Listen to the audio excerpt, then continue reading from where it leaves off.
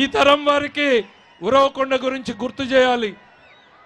30 ఏళ్ల క్రితం మనం వచ్చినటువంటి ఈ తార్ రోడ్డు సింగిల్ రోడ్డు.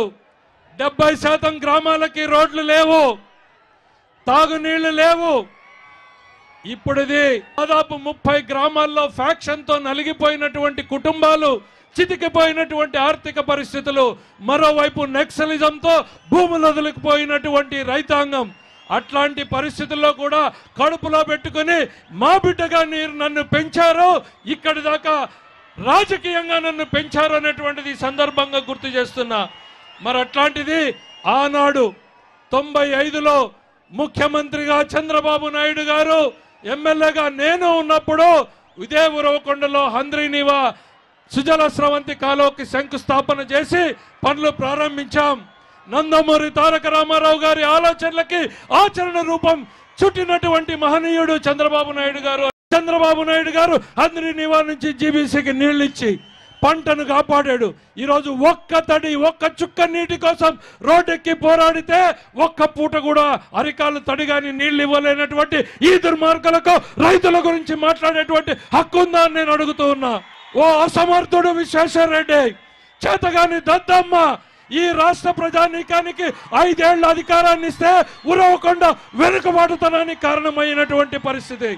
ఈరోజు తెలుగుదేశం పార్టీ పొయ్యావల కేశవ్ చంద్రబాబు నాయుడు అంటే అభివృద్ధి గుర్తుకొస్తుంది, విశ్వేశ్వర రెడ్డి గారు అంటే భూ కబ్జాలు గుర్తుకొస్తాయి. ఇది ఉరవకొండ చరిత్ర. ఒక్కసారి గుర్తు చేద్దాం. ఏ ఒక్కటైనా 5 ఏళ్లలో ఒక్క బిల్డింగ్ అయినా చూపించగలరా అని నేను అడుగుతున్నా. ఈ వేసినటువంటి నేషనల్ హైవే మేమేసిందే, నియోజకవర్గంలో వేసిన బీటీ రోడ్లు తెలుగుదేశం వేసిందే, ప్రభుత్వ డిగ్రీ కాలేజీకి భవనాలు కట్టింది మేమే, జూనియర్ కాలేజీకి డిగ్రీ భవనాలు కట్టింది మేమే, హాస్పిటల్కి భవనాలు కట్టింది మేమే, లెక్కలేనన్ని ట్రాన్స్ఫార్మర్లు ఇచ్చింది మేమే, రైతులకు వేలాదిగా పంప్ సెట్ కనెక్షన్లు ఇచ్చింది మేమే, చెరువులకు నీళ్లు ఇచ్చింది మేమే, కాలువలు తవ్వించింది మేమే. అది ఈ అధినాయకుడి ఆశీస్సులతో సాధించగలిగినటువంటిది అనేటువంటిది సందర్భంగా గుర్తు చేస్తున్నా. అది తెలుగుదేశం పార్టీకి ఈ ప్రాంత రైతాంగం మీద ఉన్నటువంటి నమ్మకం, ఒక కోరికతో పనిచేసేటువంటి మనస్తత్వం తెలుగుదేశం పార్టీది.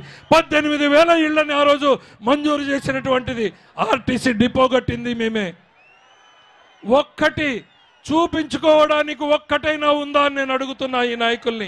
తెలుగుదేశం పార్టీ వస్తే ఆగిపోయినటువంటి ఆమ్దేల లిఫ్ట్ ఇరిగేషన్ ని ప్రారంభిస్తాం.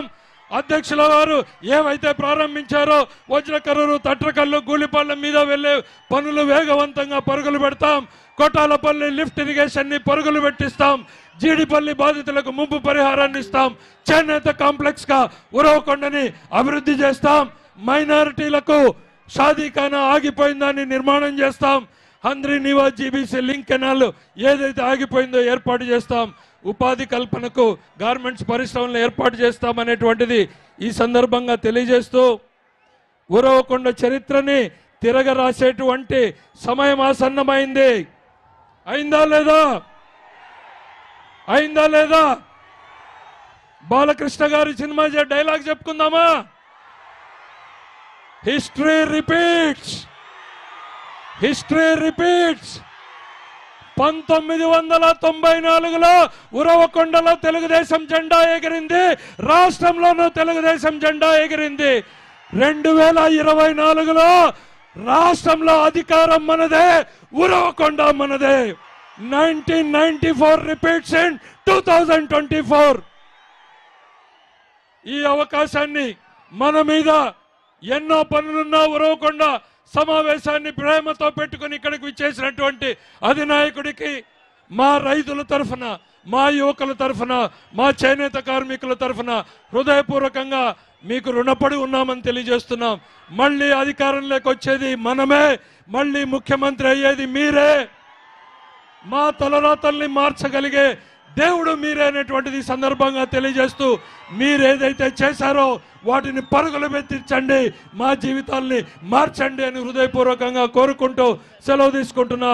జై తెలుగుదేశం, జై ఎన్టీఆర్, జై చంద్రబాబు.